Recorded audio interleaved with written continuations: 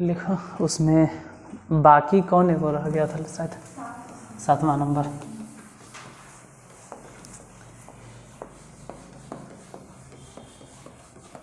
F sir F करके कुछ था फंक्शन।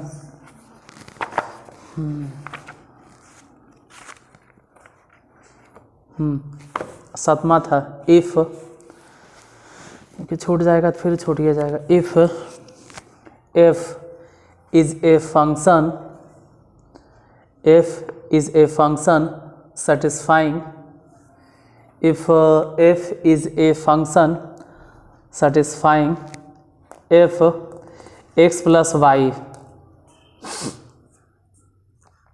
x plus y बराबर f x into f y for all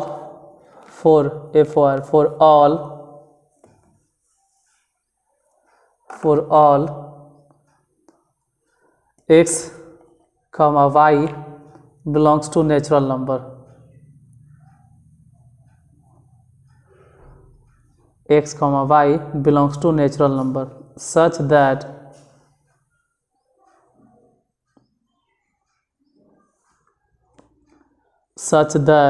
f1 is equal to 3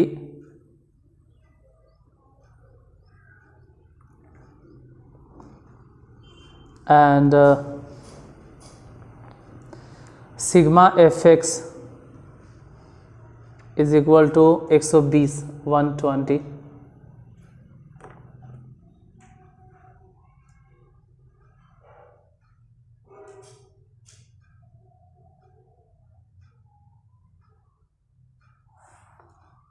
120। Find the value of n, find the value of n। Hindi में अगर बोलें तो यदि f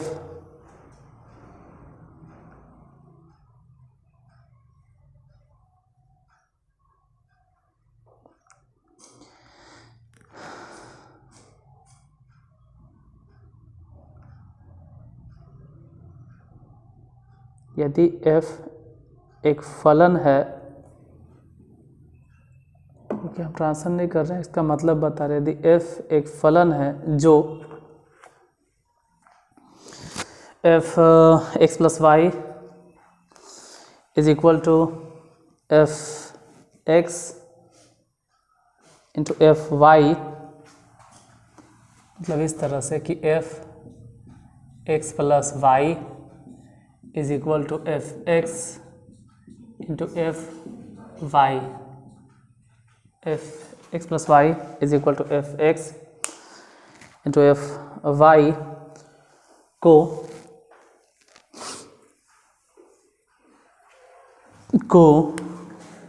x comma y belongs to natural number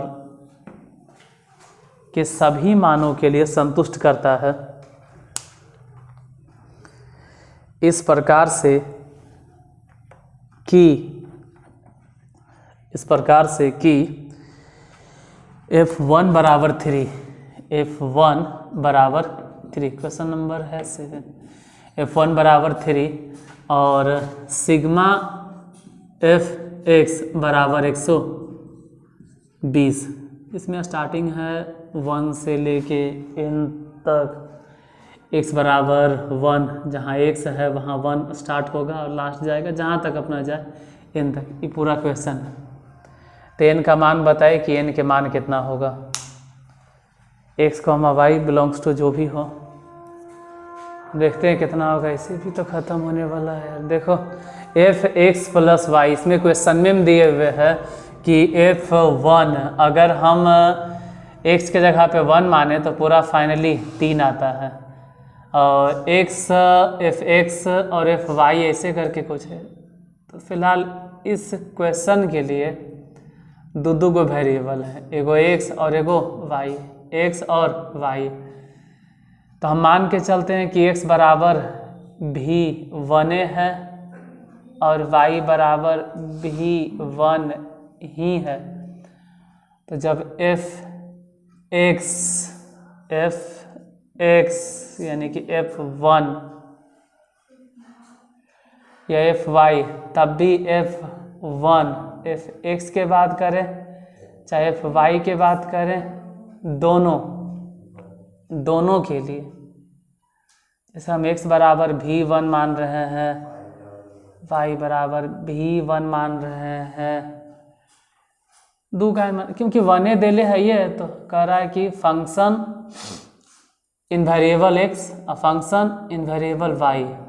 तो variable का मान क्या माने, तो दोनों जगह 1 ही मान के चलते हैं, क्योंकि f(1) बराबर ही देले, 2 मानेंगे तो फंस जाएंगे, कहीं f(2) बराबर देले भी नहीं है, दूर तक नहीं देले, f(3) भी नहीं दिए हुए, f(1) देले, तो हम मान के चलते x बराबर भी 1, y बराबर भी 1। तो पहले तो इधर पुट करते हैं f(1) और फिर y के जगह पर भी 1 बराबर, इधर देखते हैं f(1) इंटू ई भी f(1), क्योंकि x के जगह पे 1, y के जगह पे भी 1। ये तो हो गया f(2). उधर अगर बात करें तो f(1) मतलब देले है 3 और f(1) मतलब फिर से 3।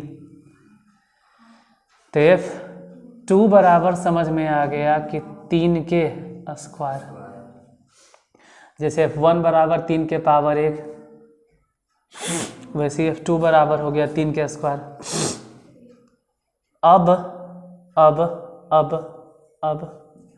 अब मान के चलते हैं कि x बराबर कुछ और, जैसे कि अब तो f(2) भी है, अब तो f(2) भी हमारे पास है, तो x बराबर 2 मान लेते हैं, और y बराबर भी चाहे तो 2 मान ले, और नहीं तो y बराबर 1 ही मानते हैं, की दिक्कत है। अगर 2 मानते तो भी कोई दिक्कत नहीं, क्योंकि f(2) के तो मान पते, 3 नहीं मानना है गलती से, क्योंकि f(1) है, मार्कर इधर साफ घेर देते, f(1) है और f(2) है, मतलब वेरिएबल x रहे चाहे y रहे, x रहे चाहे y रहे, दोनों जगह पे या तो 1 चलेगा या तो 2 जो भी चलेगा, लेकिन 3 नहीं। रखते हैं यही जो भी इक्वेशन है या फंक्शन है, f(x) माने कितना 2, x माने 2 है, y माने कितना 1, बराबर इधर कितना हो जाएगा x मतलब कितना, x मतलब 2 डॉट y मतलब कितना 1। ये तो 2 और 1 दोनों को अगर जोड़ दिए तो हो गया f(3) बराबर, इसके जगह पे बोलो 3 के स्क्वायर और उसके जगह पे बोलो 3, मतलब ये हो गया 3 to the power 3। मतलब जब f(3) है तो 3 पे पावर 3, f(2) है तो 3 पे पावर, f(1) है तो 3 to the power। ऐसे ही आगे अपने सोच लेना है कि f(4) क्या होगा, वो निकाल सकते हैं लेकिन नहीं निकालेंगे, 3 to the power 4, जितना भी चाहे डॉट डॉट डॉट, मतलब ऐसे ही। अगर fn कोई पूछ दे तो 3 to the power n हो जाएगा, इधर पुट करना है। ई सब पे ध्यान नहीं देना कि क्या है नहीं, सब पे कंफ्यूज नहीं होना है। मीन सिग्मा fx है, सिग्मा fx के मतलब है कि f(1) plus f(2) plus f(3) plus dot dot dot dot dot dot dot dot dot dot fn तक, इन सब को अगर जोड़ दें तो सबको जोड़ उड़ के आ जाएगा 120। f(1) मतलब 3, f(2) मतलब 3 के स्क्वायर, f(3) मतलब 3 के cube, dot dot dot dot dot fn मतलब 3 to the power n बराबर 120। फिर ये सब देखें तो जीपी, अगर ध्यान से देखें तो जीपी नज़र आएगा, पहला पद, दूसरा पद, तीसरा पद, वैसे करते करते वो चौथा पद।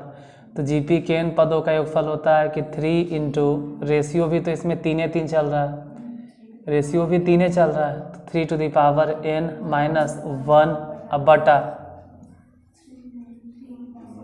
बराबर 120, 3 से ही कैंसिल 40 बार में, तो 3 to the power n minus 1 बराबर 80। 40 है, 80 कैसे हो गया, क्योंकि नीचे वाला 2 गुना हो जाएगा। 3 टू द पावर n बराबर 81, तो इधर 3 टू द पावर n है, उधर 3 3 3 3 3 3 जितना बार लिखें 3 पे पावर कितना लिखाएगा 4, यानी कि n बराबर 4 आंसर, n बराबर 4, n बराबर 4, यही आंसर होगा। फिर 10 तक बता दिए थे, 7 छोटल था तो 10 के आगे 11 नंबर लिखो। ये तो छोड़ दिए थे, कहें तो फंक्शन है, बाद में बता देंगे। 11 है अ GP consists of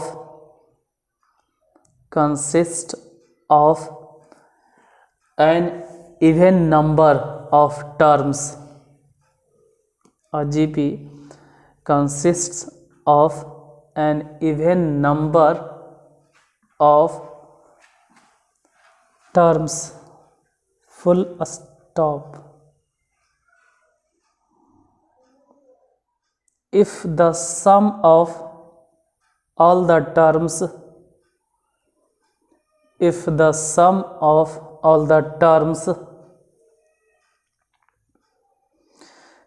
5 times the sum of terms occupying odd places, comma, then find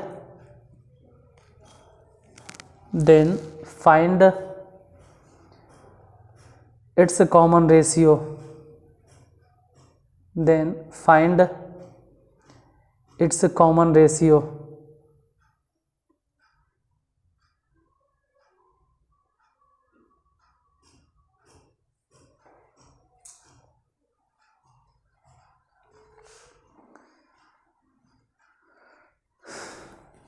इसका कॉमन रेशियो फाइंड करें।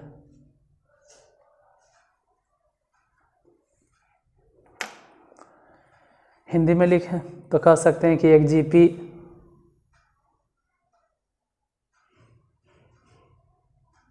जिसमें कुल पदों की संख्या सम है, या एक जीपी में कुल पदों की संख्या सम है,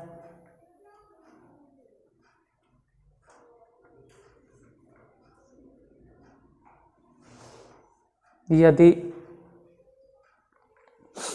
इसके सभी पदों का योगफल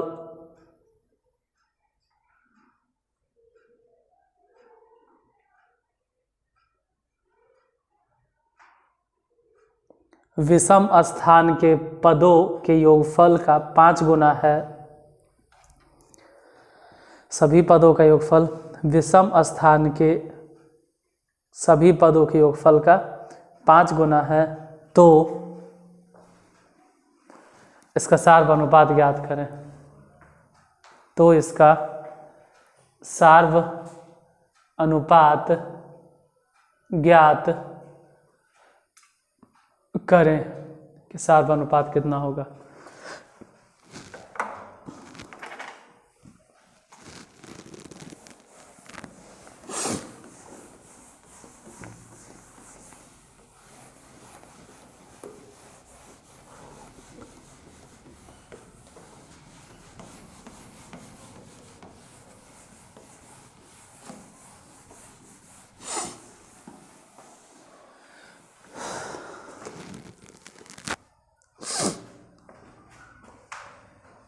कितना कितना है, एक क्वेश्चन नंबर का 11, एक जीपी में कुल पदों की संख्या सम है, सम के मतलब है dot dot dot dot dot dot T3 ऐसी dot dot dot dot dot T4 dot dot dot dot T2n तक। सम मतलब कुल पदों की संख्या 2n है। क्वेश्चन में कह रहा है कि इसके सभी पदों का योगफल मतलब T1 plus T2 plus T3 plus dot dot dot dot dot dot dot dot dot T2n, इसके सभी पदों का योगफल जो है वो विषम स्थान पे रखे हुए पदों मतलब कि T1 plus T3 plus T5 dot dot dot, तो सब अगर जोड़ दिए तो चल भाई 2n पद होगा, लेकिन पहला उठाए दूसरा छोड़ दिए, तीसरा उठाए छोड़ दिए, पांचवा उठाए छठा, तो इसका मतलब है कि इसमें पदों की संख्या भी आधा हो जाएगा 2n टर्म्स तक। जैसे अगर 100 गो पद है तो हम तो 50 पद रखें या 50 पद छोड़ते गए तो उधर पदों की संख्या आधा हो जाएगा। तो सभी पदों का योगफल विषम स्थान पे रखे हुए पदों के योगफल का 5 गुना है। ई हो जाएगा a plus AR plus AR square, मतलब ऐसा ही dot dot dot dot dot dot dot dot dot dot dot dot dot dot 2n terms तक बराबर। इधर देखें तो AR square plus AR to the power 4 dot dot dot dot dot dot dot 2n terms तक ही होगा गुने 5। ये जोड़ो, अगर सब जोड़ना चाहते हैं जीपी है, जीपी में अगर जोड़ते हैं तो पहले a इंटू आर ही रह देते हैं, r to the power 2n क्योंकि वही है -1 बटा r -1। इधर प्रथम पद तो a है, रेशियो बोलो, रेशियो तो आर स्क्वायर नज़र आ रहा है, 1 से आर स्क्वायर फिर आर स्क्वायर से r टू द पावर 4, मतलब रेशियो आर स्क्वायर नज़र आ रहा है और उस पर पावर कितना देना था n, तो फिर से तो वही हो जाएगा पावर पे पावर -1 बटा आर स्क्वायर -1। ए इधर भी हाँ गुने में 5, दोनों तरफ a कैंसिल, a ही नहीं ऊपर वाला भी कैंसिल, बाकी जो बचल है इसे समझ में आता है तो ठीक, नहीं आता है तो एक लाइन बता देते हैं 1 बटा r -1। जिसे समझ में आता है तो डायरेक्टे हम काट देते हैं, लेकिन एक लाइन ऐसे ही खींचते हैं। इसको लिखेंगे r + 1 क्योंकि 1 के स्क्वायर कह सकते हैं इंटू r -1, r -1 दोनों तरफ है, इधर भी कट गया तो ये हो जाएगा r + 1 बराबर 5। तो r बराबर कितना, 1 जो इधर माइनस में है बराबर के उस तरफ जाके मतलब प्लस में है ले जाके घट जाएगा, r बराबर 4।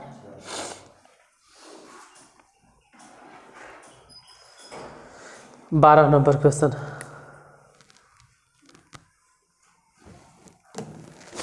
The sum of the first 4 terms of an AP, the sum of the first 4 terms of an AP is 56 full stop। The sum of the first 4 terms of an AP is 56 full stop। The sum of the last 4 terms is 112 full stop। If its first term is 11, if its first term is 11, then find the number of terms. Hindi में, यदि एक AP के प्रथम 4 पदों का योगफल 56 है, यदि एक एपी के प्रथम 4 पदों का योगफल 56 है और अंतिम 4 पदों का योगफल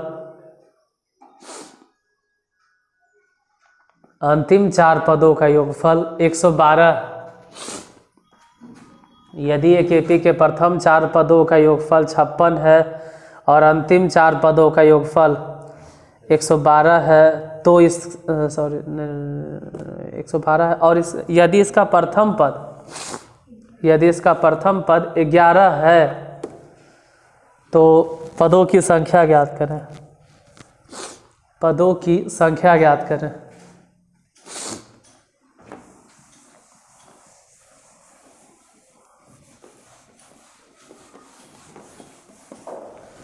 पहला पद कितना है? 11। पहले 4 पदों का योगफल, क्वेश्चन नंबर 12, मतलब ए छोड़ो नहीं, ये कहाँ लिख रहे हैं, इसे लिखते हैं T1 plus T2 plus T3 plus T4, ये चारों को जोड़ दे तो जोड़ने पे 56, जिसमें ए हो जाएगा A प्लस डी, ये हो जाएगा A प्लस 2D, ये हो जाएगा A प्लस 3D, सबको जोड़ दिए तो जोड़कर 56। इसमें पता है कि ए मतलब हो गया 4A plus 6D is equal to 56। 4A मतलब कितना? 11 प्लस 6D बराबर 56। तो 6D बराबर कितना? 44। तो घटेगा, घटा 12। D बराबर कितना? D बराबर 2। D निकल गया। A पहले से दे लेता, लेकिन अभी पूरा फाइनली नहीं बना क्योंकि फिर कह रहा अंतिम, मतलब Tn plus Tn minus D plus Tn minus 2D, क्योंकि अंतिम से अगर आ रहे हैं तो डिफरेंस जुड़ता नहीं है, घटेगा। फिर Tn माइनस 3D, सबको जोड़ दिए तो 112। Tn Tn Tn Tn, यानी कि बोलेंगे 4 बार Tn, और D D D, इसको जोड़े तो 6D बराबर 104। Tn ऐसा ही रह देता है। 6 गुने डिफरेंस 2 बराबर 100, तो 4 गुने Tn बराबर, ऐसे भी 6 दूनी 12, उस तरफ भेजो तो 124, इसे कैंसिल।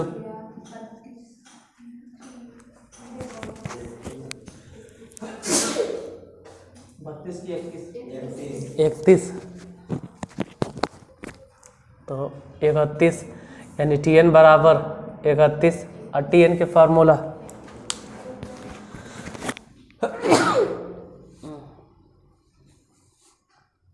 Tn के फार्मूला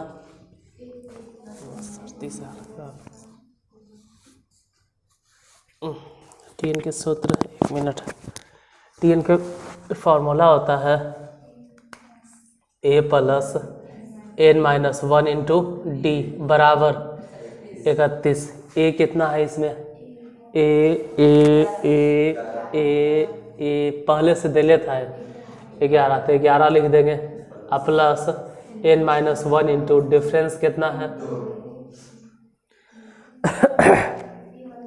2, तो 2 लिखें बराबर 31। n माइनस 1 गुने 2 बराबर से 11 उधर घटा देते हैं, तो 11 अगर 31 में से घट भी गया तो 20, 2 से कैंसिल, 10 बार में, तो n बराबर कितना निकालना क्या था? यही आंसर होगा, n बराबर 11। अगला क्वेश्चन लिखो, क्वेश्चन नंबर 13 अजीबोगरीब क्वेश्चन है, बोर्ड पे लिखे पड़ेगा। 13 अजीब क्वेश्चन है, मतलब बोलेंगे तो सुन के भी अजीब लगेगा। जैसे if A plus B X बटा ए माइनस बी एक्स, अब बी प्लस सी एक्स बटा बी माइनस सी एक्स बराबर सी प्लस डी एक्स बटा सी माइनस डी एक्स। और बगल में दे दिया कि x does not equal to 0, then THEN then so that A, B, C and D are in GP। अगर कंपोनेंटो and डिफाइडेंडो आता है तो बहुत आसानी समझ में आ जाएगा, नहीं आता है तो घूरते फिरते रह जाओगे इसी में।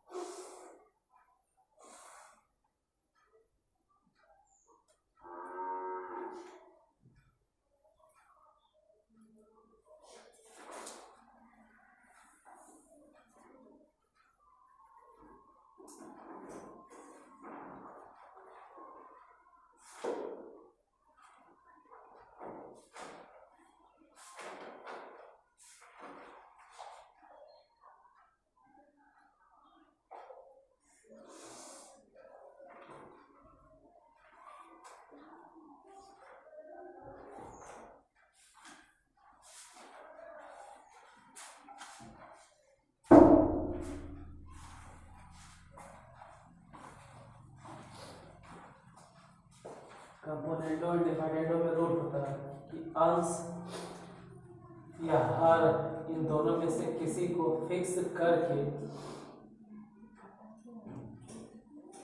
किसी को भी फिक्स करके, जैसे अंश को फिक्स कर देना है या फिर हर को, दिमाग में फिट रखना है कि हम फिक्स किसको कर रहे हैं। जैसे अंश फिक्स करके हर जोड़ देना है, हर घटा देना है।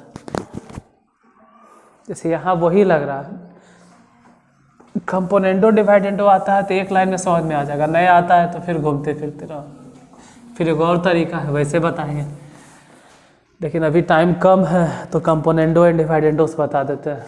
कंपोनेंटो एंड डिवाइडेंडो यहाँ पे कहेंगे कि by componendo and dividendo C and D के हिसाब से साफ साफ झलक रहा है कि ऊपर ए होगा और नीचे बी एक्स होगा, इसमें कोई डाउट नहीं, क्लियरली समझ में आ रहा है। तभी तो अंश को ऊपर और नीचे फिक्स कर दिया और हर एक बार जोड़ दिया और एक बार घटा दिया। और ये त्रिकोणमिति पढ़ाते वक्त भी हम बताए हैं, त्रिकोणमिति में भी पढ़ाए थे। यहाँ पर भी वही बात है कि बी रोक दिया है ऊपर और सी एक्स जो है सभ्य में है। फिर इसके हिसाब से भी देखें तो सी ऊपर है और डी एक्स नीचे। अब सब बराबर है तो फिर एक्स तो काट ही सकते थे, ए बटा बी और बी बटा सी और सी बटा डी। इसको ऐसा ही रहे दो या तो फिर पलट दो, जैसे कितना का था हम ऐसे नहीं लिखेंगे तो ठीक है पलट दो, फिर ऐसे समझो कि बी बटा ए, तो इधर भी पलट दो सी बटा बी, इसको पलट दो डी बटा सी, उससे कोई फ़र्क नहीं पड़ता। ऐसे लिखे चाहे हम ऐसे लिखे, दो पदों का अंतर समान होना चाहिए। नहीं अंतर नहीं, गलती से बोल दिया, अंतर अनुपात। इस बार क्या है कि T1 बटा T2 वही है जो कि T2 बटा T3 है, और फिर ही बराबर है T3 बटा T4 के, या यही चीज़ उधर पलट के लिखेंगे तो बोलेंगे T2 बटा T1 वही आता है जो T3 बटा T2 है, इधर T4 बटा T3 है। तो ऐसे लिखे चाहे वैसे लिखे, मतलब साफ साफ झलक रहा है। Therefore A, B, C, D are in GP। ये समझ में आया तो ठीक, नहीं तो वो लंबा तरीका, लेकिन उतना टाइम नहीं है, अब हम कल बताएंगे इसको। एक और तरीका क्या है कि इन दोनों को एक साथ रख के और तिरछा तिरछी गुना कर देंगे और फिर एक बार इन दोनों को रख के तिरछा तिरछी गुना कर देंगे, वैसे भी बन जाएगा। वो भी एक तरीका है, लेकिन ऐसे समझो तो ठीक, नहीं तो वैसे अब कल आज यहीं पर, ऐसे भी टाइम नहीं है, क्लास बंद हो जाएगा अपने आप 13 तक ने, आगे 14, 15, 16 जो भी है वो अब कल बता देंगे।